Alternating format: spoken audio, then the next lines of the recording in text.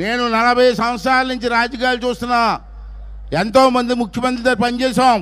NT Ramarao గారి దగ్గర నుంచి. చెత్త మీద పొన్నేసిన ముఖ్యమంత్రి నేను ఎప్పుడు చూడలేదు. ఈ చెత్త నా కొడుకు ఒకటే చెత్త మీద పొదిలేశాడు. నేను చెత్త మీద పొన్నేసి చెత్త నా కొడుకు అంటే నా మీద కేసు పెట్టాడండి.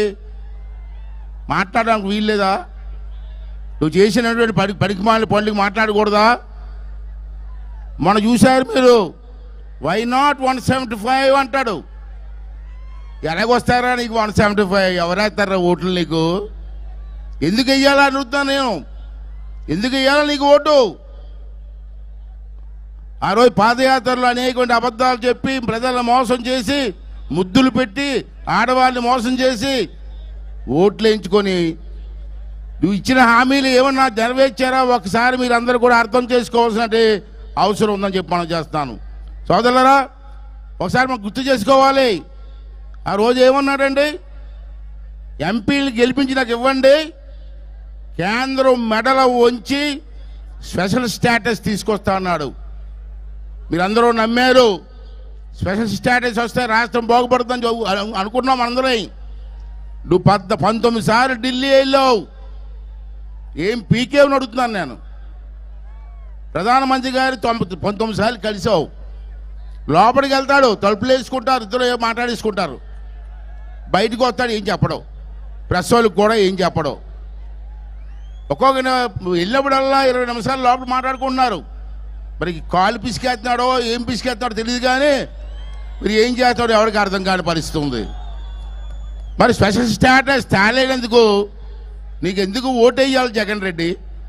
ఒకసారి మీరందరూ కూడా అర్థం చేసుకోవాల్సినటువంటి అవసరం కూడా ఉందని చెప్పి ఈ సందర్భంలో మనం చేస్తాను. సోదరులారా, రైల్వే జోన్, విశాఖపట్నానికి రైల్వే జోన్ తెస్తాను, దాన్ని గెలిపించమన్నాడు. ఇవాళ రైల్వే జోన్ ఉందా? తమిళ్లో అడగండి. మరి రైల్వే తేలేని నువ్వు ఓటేయాలని అడుగుతాను నేను. ఒకసారి అర్థం చేసుకోమని చెప్పి మీ అందరికీ మనవి చేస్తున్నాను. సోదరులారా, భారతదేశంలో రాజధాని లేని రాష్ట్రం మన ఆంధ్ర రాష్ట్రం. మీరు ఎక్కడికి వెళ్ళండి, ఏ రాష్ట్రం చూడండి రాజధాని ఉంది. మన రాష్ట్రానికి రాజధాని ఏదో మీరు చెప్పండి. మన పిల్లలు చెప్పానండి, చదువుకున్న మేధావులు చెప్పండి.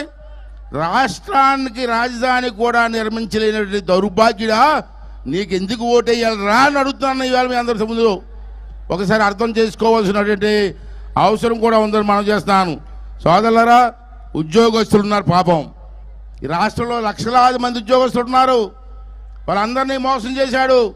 తమ్ముడు నేను గెలిచిన వెంటనే సిపిఎస్ అన్నాడు, సిపిఎస్ రద్దు అన్నాడు, ఏదో మాట ఇచ్చాడు. బాబు మ్యాషన్లు అందరూ మొన్న ఎలక్షన్లో 2 చేతులతో ఓట్లు వేసారు ఆడికి. ఈవేళ చూస్తే 4 సంవత్సరాలు అయిపోతుంది. మ్యాషనల్ పట్టించుకుని నాదులు లేడు. ఉపాధ్యాయులారా, ఇప్పుడు కానీ సరే అర్థమైందా జగన్మోహన్ రెడ్డి తాలూకు మోసం? అంచేత వచ్చి ఎలక్షన్లో 2 చేతులతో 4 వేసి ఓట్లేసి మళ్ళీ తెలుగుదేశం పార్టీని, జనసేన పార్టీని గెలిపించమని చెప్పి ఉపాధ్యాయ సోదరులందరికీ కూడా నేను మనవి చేస్తానండి. అంతేకాకుండా సోదరులారా, ఉద్యోగస్తులు మన పిల్లలు చదువుకున్నారు. చంద్రబాబు గారి టైంలో ఇంజనీరింగ్ కాలేజీలు అనేక కాలేజీలు పెట్టాం. మన పిల్లలు బ్రహ్మాండం చదువుకున్నారు. చదువుకున్న పిల్లలు ఇవాళ బెంగళూరులో కానీ, చెన్నైలో కానీ, విదేశాల్లో కానీ బ్రహ్మాండంగా ఉద్యోగాలు చేస్తున్నారు. నువ్వు ఒకటిగానే ఉద్యోగం ఇచ్చావా జగన్మోహన్ రెడ్డి? ప్రతి జనవరికి ఉద్యోగాలు లేదా పిల్లలకి, చదువుకున్న పిల్లలకి? ఎప్పుడైనా ఒక ఉద్యోగం ఇచ్చావా?